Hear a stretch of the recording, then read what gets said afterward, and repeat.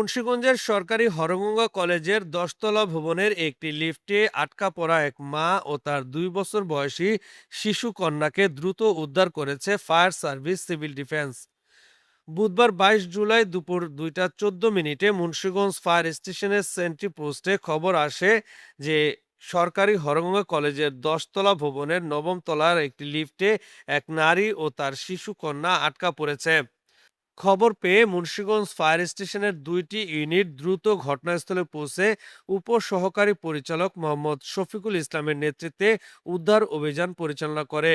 স্বল্প সময়ের মধ্যে লিফটের দরজা খুলে মা ও শিশু কন্যাকে সম্পূর্ণ অক্ষত অবস্থায় উদ্ধার করা হয়।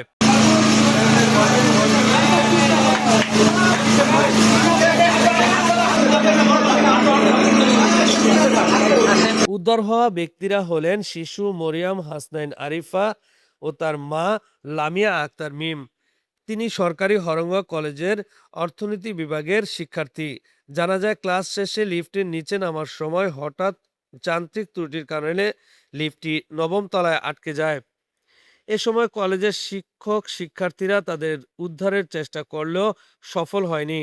পরে ফায়ার সার্ভিসের সদস্যরা ঘটনাস্থলে পৌঁছে পেশাদারিত্ব ও দক্ষতার সঙ্গে উদ্ধার অভিযান পরিচালনা করে নিরাপদে তাদের বের করে আনেন।